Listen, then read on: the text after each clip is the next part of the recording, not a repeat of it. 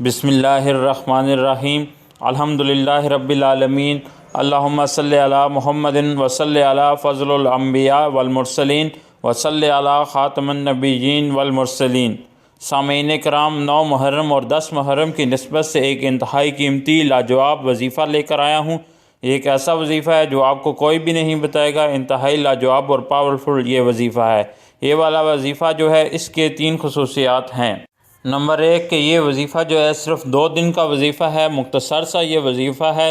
دوسری بات یہ کہ انتہائی پاورفل وظیفہ ہے اور مجوب وظیفہ ہے۔ تو اس ویڈیو کو آپ نے لازماً آخر تک سننا ہے، اس کو طریقہ کار کو سمجھ لینا ہے کہ وظیفے کو آپ نے کس طرح کرنا ہے۔ اس وظیفے کی جو ہے اجازت عام ہے، ہر کوئی اس وظیفے کو کر سکتا ہے۔ صرف یہ شرط ہے کہ یہ وظیفہ جو ہے جائز حاجات کے لیے کرنا ہے، جائز مقاصد میں کامیابی کے لیے کرنا ہے۔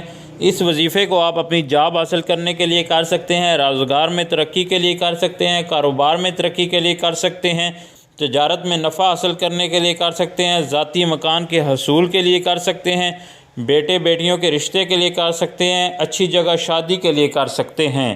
غرض یہ کہ ہر طرح کے جائز حاجت اور مقاصد میں کامیابی کے لیے آپ اس وظیفے کو کر سکتے ہیں۔ تو اس ویڈیو کو آپ نے لازماً آخر تک دیکھنا ہے تاکہ اور لوگ بھی اس سے فائدہ اٹھا سکیں۔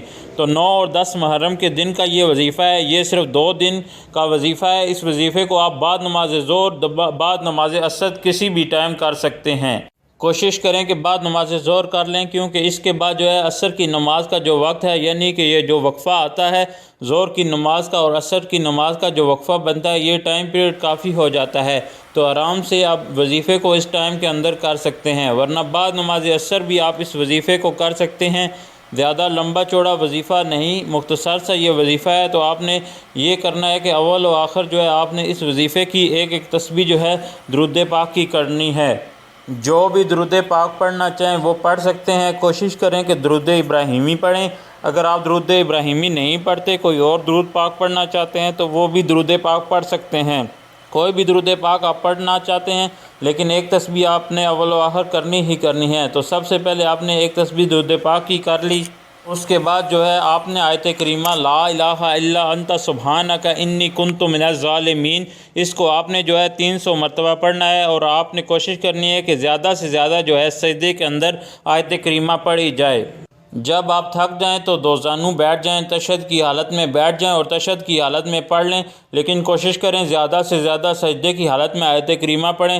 جب 3 تسبیحات ہو جائیں تو آپ نے کیا کرنا ہے، ایک تسبیح جو ہے آپ نے سجدے کے اندر جا کے کرنی ہے، یا حیو یا قیوم کی۔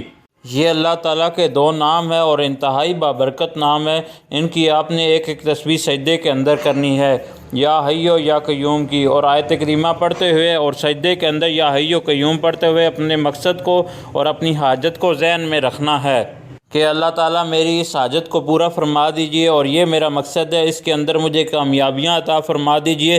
تو جب آپ نے 3 تسبیحات آیت کریمہ کی کر لی، ایک تسبیح یا حیو یا قیوم کی کر لی، اس کے بعد آپ نے ایک تسبیح جو ہے پھر درود پاک کی کرنی ہے۔ یہ آپ کا وظیفہ جو ہے مکمل ہو گیا۔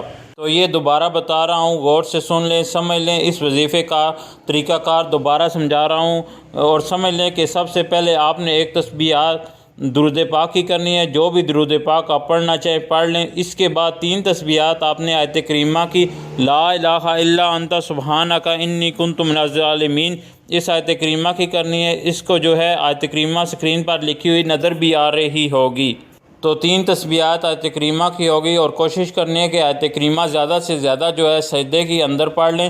جب تھک جائیں تو 2 زانو بیٹھ جائیں، تشہد کی حالت میں بیٹھ جائیں، رخ جو ہے آپ کا منہ قبلہ کی طرف ہونا چاہیے۔ 3 تسبیحات جب یہ ہو جائیں تو ایک تسبیح آپ نے لازماً سجدے کے اندر جا کر یا حیو یا قیوم کی کرنی ہے، اور جب آیت کریمہ پڑھیں، جب کہ تسبیح کریں تو اپنی حاجت کو، اپنے مقصد کو ذہن میں رکھ لیں کہ اللہ تعالیٰ میرے اس مقصد کو پورا فرما دیجئے، اس حاجت کو پورا فرما دیجئے، اس مقصد میں مجھے کامیابیاں عطا فرما دیجئے۔ اور اس کے بعد پھر آپ نے ایک تسبیح درود پاک کی کرنی ہے۔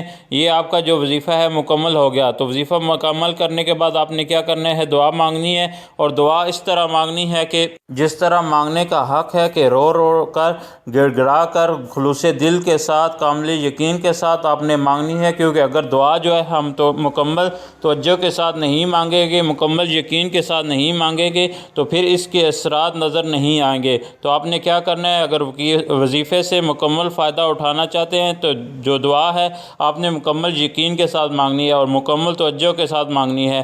ہماری توجہ جو ہے ادھر ادھر ہوتی ہے، ذہن میں کچھ اور چل رہا ہوتا ہے اور زبان سے کچھ اور نکل رہا ہوتا ہے، تو دعائیں جو ہیں ان کے اندر تاثیر پیدا نہیں ہوتی۔ تو دعا مانگنے کا طریقہ یہ ہے کہ سب سے پہلے آپ نے سورہ فاتحہ پڑھنی ہے، پھر درود پاک پڑھنا ہے، پھر 21 مرتبہ یا ذوالجلال والاکرام پڑھنا ہے، اور اس کے بعد جو ہے آپ نے دعا مانگنی ہے، اپنی حاجت کے مطابق اللہ تعالیٰ سے جو ہے دعا مانگنی ہے، مقصد میں کامیابی کے لیے دعا مانگنی ہے، اور اس کے بعد پھر سورہ فاتحہ اور درود پاک پڑھنا ہے، اور اس طرح آپ نے جو ہے وہ دعا مکمل کرنی ہے۔ انشاءاللہ تعالی العزیز یہ 2 روز کے عمل سے انشاءاللہ اللہ کے فضل و کرم کے ساتھ تمام جائز حاجتیں اور مقاصد وہ پورے ہوں گے، مشکلات، پریشانیاں، دکھ، درد، تکالیف انشاءاللہ العزیز دور ہوں گی۔ تو اللہ تعالیٰ سے دعا ہے کہ اللہ تعالیٰ ہر مسلمان کی جائز حاجت اور مقاصد کو پورا فرمائے، مشکلات اور پریشانی کو دور فرمائے، آمین ثم آمین۔